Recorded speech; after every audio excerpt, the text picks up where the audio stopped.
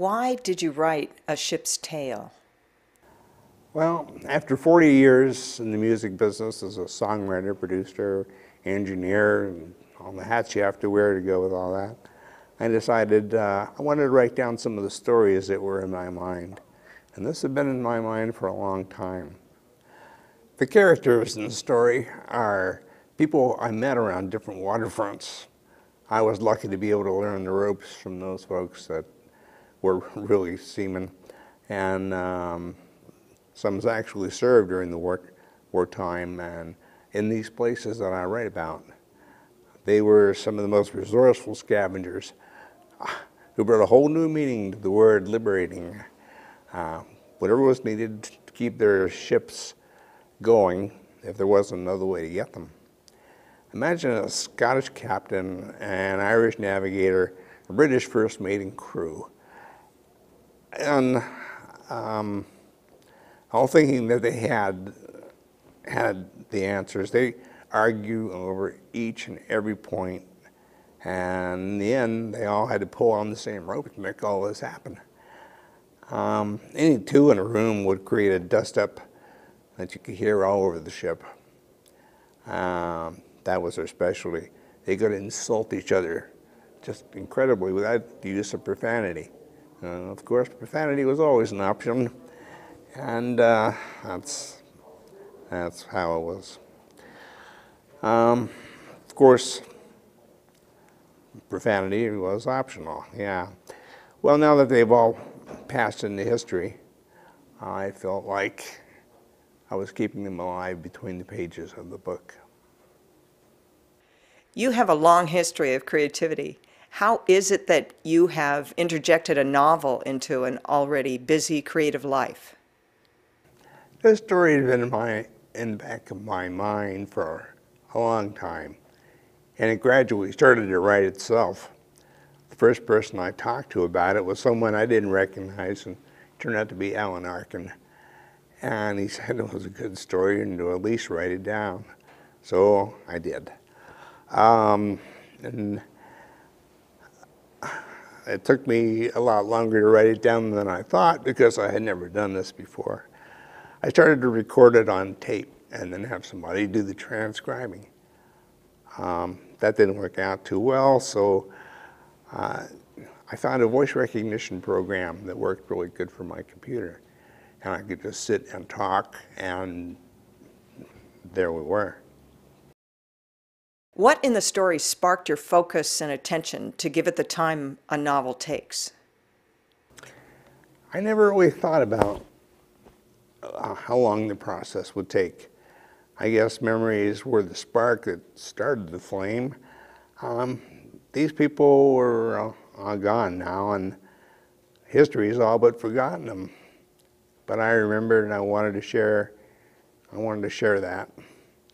What's gone is too often forgotten, but it was as if I was resurrecting them for one more ride. Do you have daily writing goals for yourself? Did you write at a specific time of day? I never set schedules for writing, or for that matter, any type of creative work.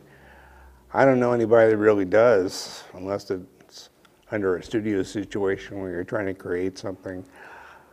I start thinking about something and I'll write it down. Some of the things might sit in a drawer or a journal for a while until you get around to them. Either the thoughts come together or you discard them and move along to something else.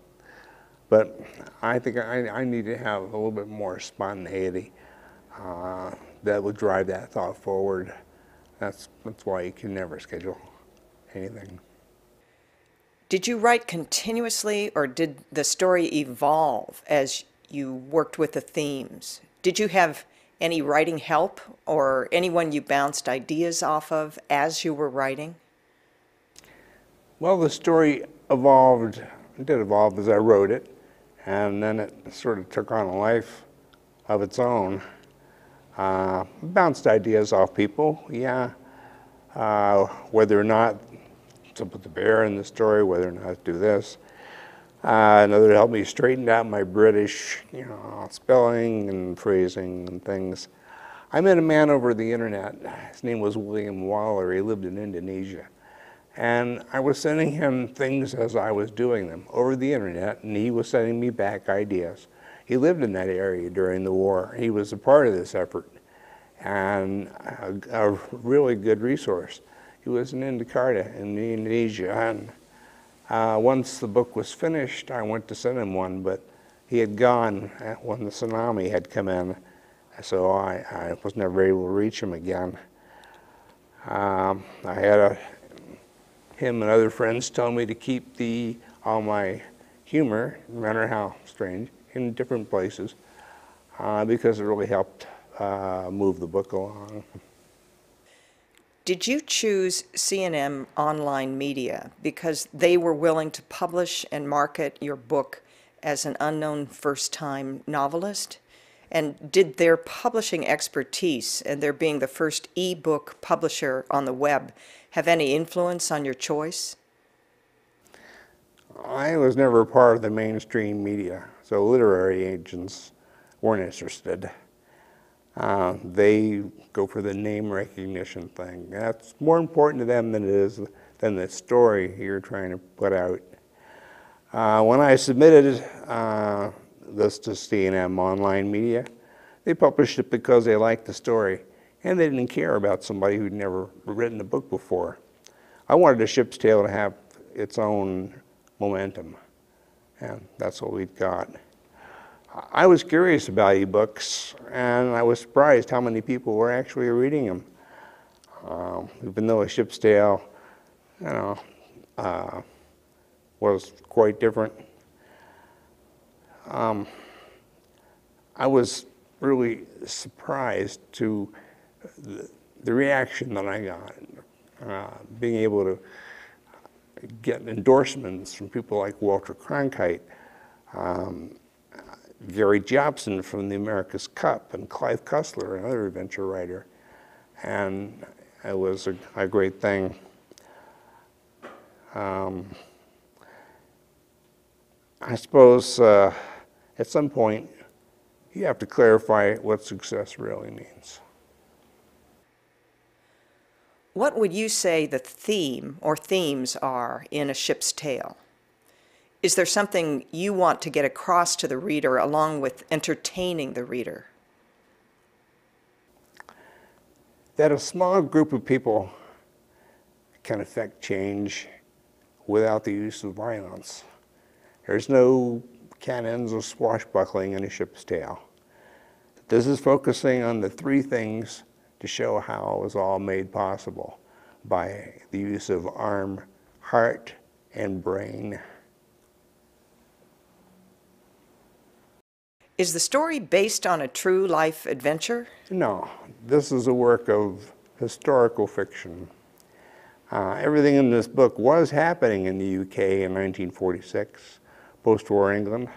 I tried to keep all the facts accurate.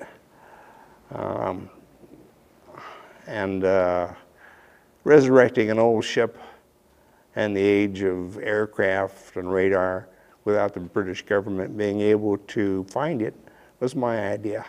And they could pull it off even under these circumstances. I thought that I invented the bomb crater duck pond in this little village of St. Mary Who, because I just wrote it. And then after the book was published, someone wrote me back and sent me a pamphlet called A Walk Through St. Mary Who. That's H-double-O. It's strange. Anyway, the pamphlet mentioned about a community duck pond from a German bomb crater there in the village. And it was only 300 yards from where I put it in the book. That just blew me away. After contacting the person, they sent me photographs. What is the most important thing you took away from writing A Ship's Tale?